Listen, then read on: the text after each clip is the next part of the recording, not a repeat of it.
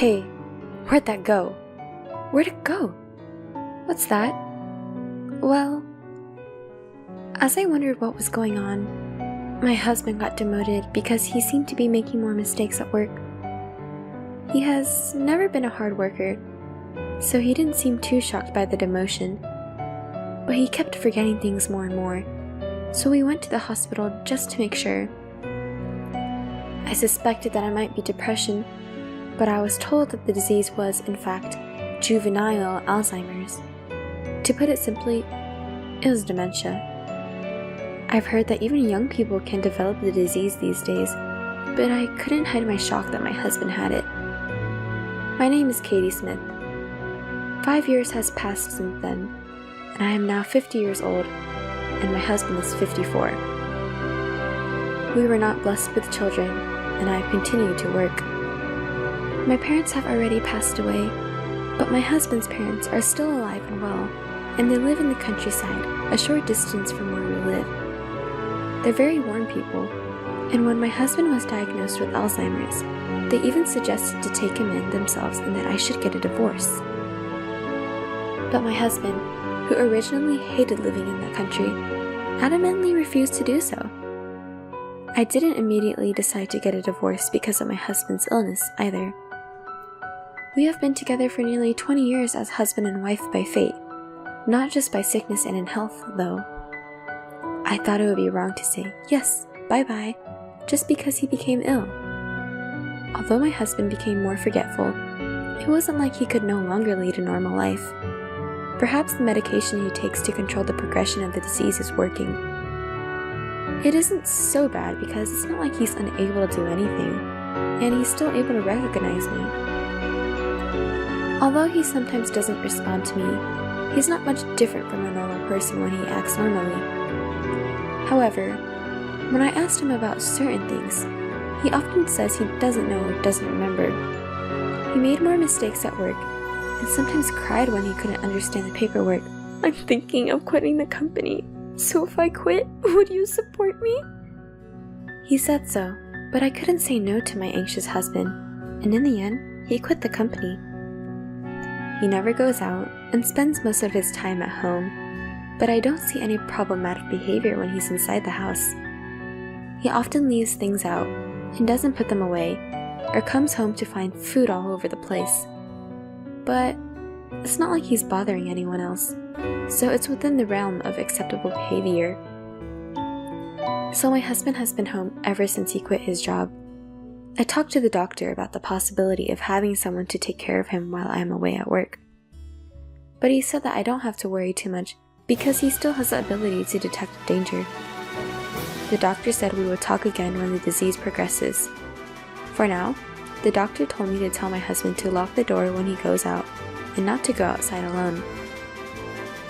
I was still a little concerned if he would be okay with that, but he just kept saying, "It's okay to be alone." And sometimes he lost his temper if I insisted too much. "Shut up! I'm sick! Don't talk about unnecessary things. You're confusing my head more and more. Be considerate to me." I had to leave him alone because I couldn't handle him. 5 years before my husband's illness was discovered, at the age of 40, I was promoted to a section manager. My salary increased, so even if my husband left the company, we didn't suddenly find ourselves in a difficult situation. We didn't have children, so we had a good amount of savings, so there was no need to panic when the time came, and the savings were still untouched. I was really glad that I was working. I only hope that the life will continue to be as normal as possible. However, there's one thing that's been bothering me lately. Things often go missing. Many of the things that are missing are brand name bags that I used to cherish, shoes and clothes that I had just bought, and other things that are pretty expensive. I saved them up and bought them as a reward for myself. I looked for them, wondering if I put them somewhere unusual, but I couldn't find them. When I asked my husband about it, all he said was, "I don't know." I asked him, "Hey, do you remember taking it somewhere?" "No, I don't remember." My husband just repeats the same words. I wonder if his illness has progressed to the point where he doesn't even remember that he took them out of the house. When I come home from work and ask what he did today, he often says, "I can't remember." The doctor told me that sometimes the progression of the disease is slow and sometimes rapid, but I couldn't help but wonder if the progression was getting faster. If this were the case, I would be concerned about leaving him alone while I'm away. If he started to wander around, I wouldn't be able to take care of him by myself. I was so worried about how my husband was doing that I set up surveillance cameras in the house without telling him. What if he starts wandering around and bothering other people? I don't want him to do that. If that were to happen, I would have to deal with the situation accordingly. A week later, after my husband went to sleep, I fearfully checked the footage from the camera. But what I saw there was far beyond what I imagined, and I was astonished. I had no idea that this was happening. My husband was bringing a woman into our home. I haven't even had a proper conversation with my husband for the past 5 years. He only answered vaguely when I asked him anything, but in the video, he was talking normally without any barriers. It was hard to believe that he was suffering from dementia. Moreover, I was even more surprised when I saw the face of the woman who came in. It was the female doctor who had diagnosed my husband with dementia. The hospital we went to was the one that was in charge of medical checkups for my husband's company. Was this some kind of sick joke between my husband and the female doctor? Or is it a complete lie that he has dementia? Are you sure that she hasn't found out about it at all? Not at all. Dementia is a convenient disease. I don't have to work, and I could just say I don't remember it to anything inconvenient. What a bad man. You make your wife work while you relax at home and bring your mistress along. You started it, didn't you? When I said I was tired of working and wanted to quit, you said you had a good idea. I didn't think it would go so well. The woman was shown crossing her legs as she laughed with my husband. She's very cocky anyway. I don't know if she got promoted to section chief or whatever, but she's getting paid more and more than me. She's getting ahead of me. I'm sure she must have looked down on me. But thanks to her, we can spend time like this. Well, she's my ATM, so she's got to keep working hard. You said she was your housekeeper the other day. She's my housekeeper and ATM. I thought this is what it meant to have my mind go blank. The words coming out of the screen swirled in my head over and over. Oh, and Hannah, don't take things out of the house too much, because my wife noticed some stuff is missing. She said, "Why don't you just take them out of the house and pretend they're gone? It's a disease, so you can just say you forgot it." Well, that's true. No other disease is as convenient as this one. Now I won't have to work for the rest of my life. So, that's what this is. What was I, who has been trying to support him without questioning him? For 5 years, I've worked so hard and done so much housework without knowing what I was doing. I felt like an idiot and felt as if my power has been drained from my entire body. For some reason, I suddenly burst into laughter. I thought I might have gone crazy. That's how angry, sad, frustrated, and despairing I felt. The despair didn't end there. I checked my bank book to see if it was possible, and found that my balance was 0. All deposits I've saved since we got married were taken out. I felt so lost. I thought it was the end of the world. I couldn't feel any emotion. When dawn broke, my husband woke up with a nonchalant look on his face, and as soon as I saw him, I felt a rage welling up inside my emotionless soul. "Where's breakfast?" I felt like grabbing my husband by the chest and cursing him with all my power, but I resisted the urge. My husband still didn't know that I knew the truth. I couldn't stop myself from just confronting him with the truth and making him apologize right here and now. However, I had no idea what to do, but I knew that even if I got angry at him, he would just smile at me and say, "You found out, didn't you?" "What are you planning to do today?" "What is it? You never ask me that." "I'm just wondering what you do at home every day." "I really want to work like you do, but I'm sick, so I just give everyone around me some trouble." "I envy you for being able to work." I wondered how he could say such things so blatantly. Of course, since it is a clear fact that he cheated on me, I can use it as a reason to file for alimony and divorce. But when I thought about the past 5 years, I was so frustrated and I burst into tears. I feel that people who can do such things with impunity would normally say, "I'm just kidding." Then, they will try their best to make excuses by putting up some unexplainable logic. A few days passed as I figured out what I should do. Just looking at my husband's face made me want to throw up, but I endured it patiently. The camera remained attached. My husband thought I knew nothing about it, so he continued to bring the doctor in when I was out of town. I said, "Hey, did anyone come in today? I thought I smelled someone else." He said, "Well, I might have came, but I don't remember. Maybe it was a salesman." "So, how are you feeling? You've been looking better lately. Are you on the mend treatment?" I don't think so. I think I've become more forgetful lately. The doctor said that once you have the disease, you can slow down the progression, but you can't cure it." That's right. That doctor was a beautiful woman, wasn't she?" "Was she? I can't remember her face." In a way, I was impressed that he could continue to act like this for so long. I couldn't just shut up and sit, so I visited my parents-in-law with the recorded video in my hand without telling my husband.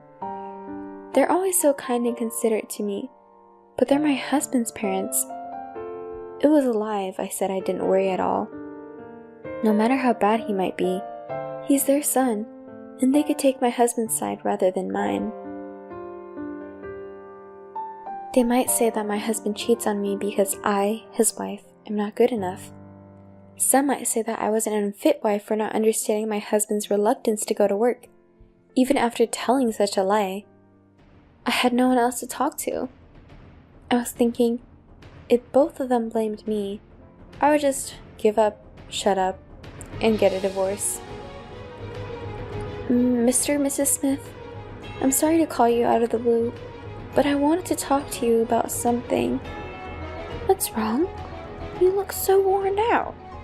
What happened?" "Ma'am, Anyway, come on up. Are you hungry? I'll make you something hot to eat." My mother-in-law's words almost made me cry. I didn't need to worry at all. My parents-in-law, who saw the video of the affair between my husband and the female doctor, got down on their knees and apologized to me on the spot. "Stupid son, I'm so sorry." "Katie, I am so sorry."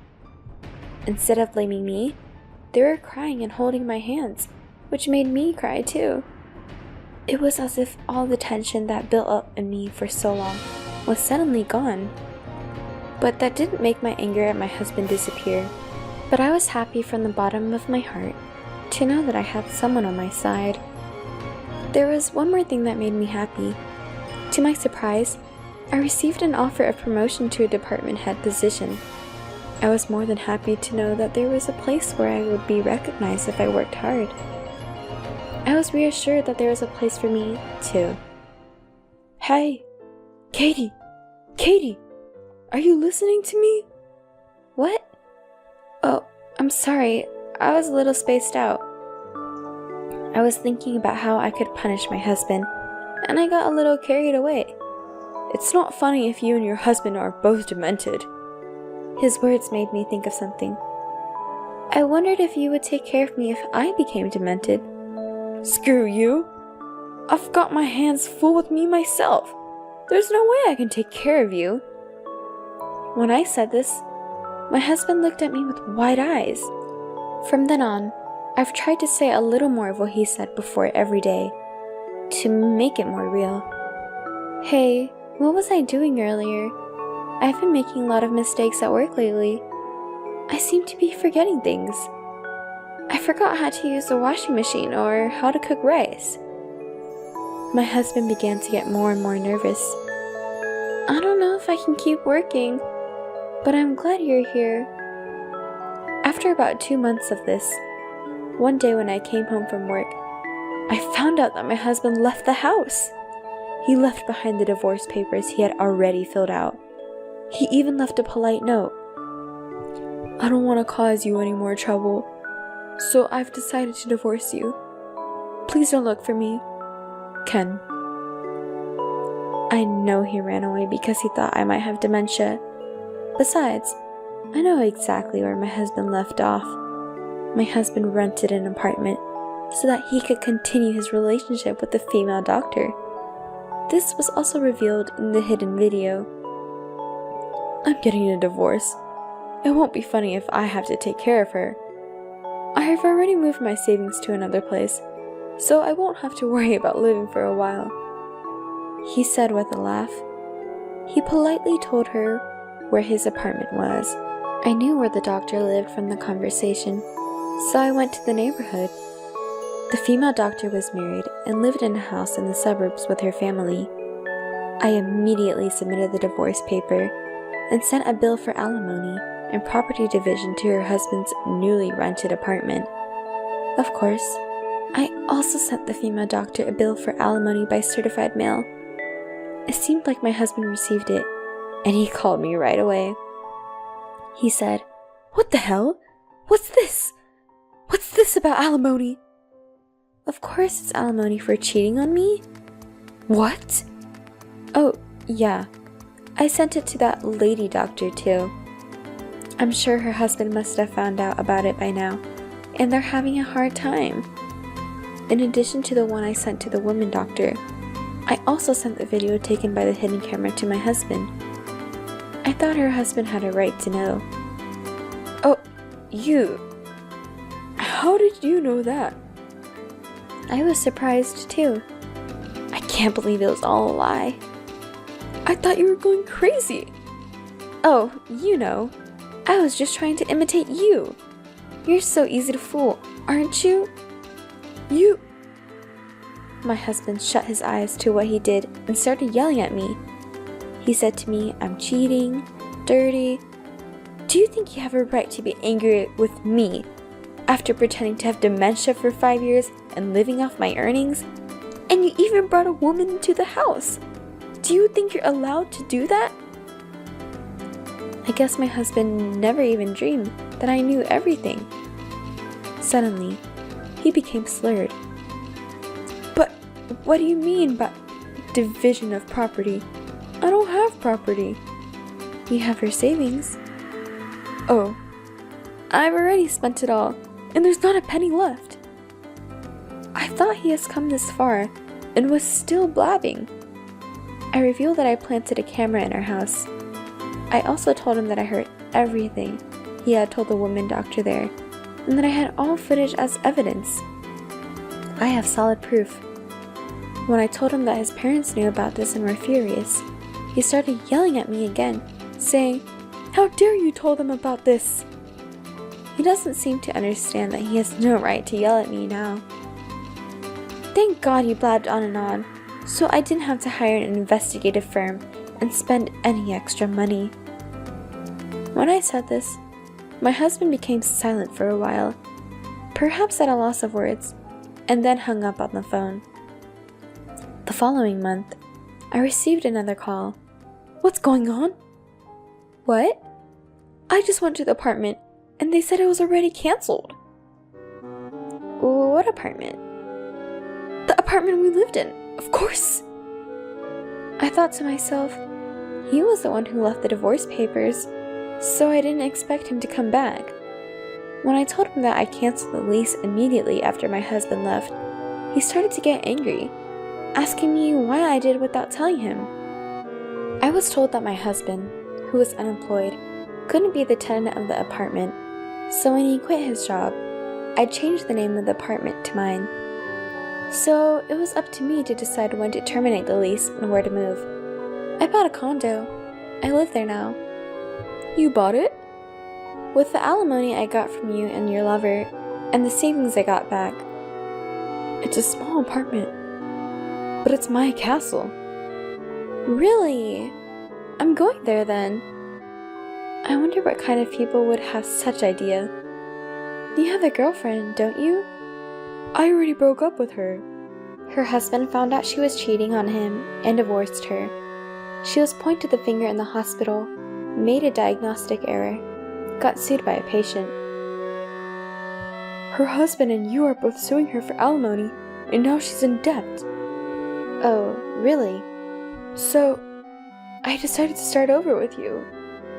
Then the alimony will be cancelled, and I can get the money back, right? I can't deal with this man anymore. Does he really think I accept his offer? He even started saying that he and I should get back together, and that the alimony being claimed by her husband should be returned to me. I feel like saying, "Are you out of your mind? You a fool. Why should I pay? We're divorced. I don't ever want to see your face ever again. There's no way in hell I'm getting back together with you." I said so and hung up on the phone, and I blocked all incoming calls from him. Apparently, my ex-husband then went to visit his parents. At that time, my ex-husband didn't know that his parents had actually sold their house and moved into an apartment for the elderly. They told me that he was surprised when he went to their house and saw that it was for sale, and he contacted them. Since we had a lawyer intervene to collect the money for the division of property and alimony, there would be almost no money left in his pocket. My ex-husband was unable to find a new job and was evicted because he could no longer pay the rent on the apartment. He had nowhere to go, so he must have asked his parents for help. They must have anticipated this and decided to move out. If he came back, they might not be able to kick him out. They told me if that happened, they would be sorry for me.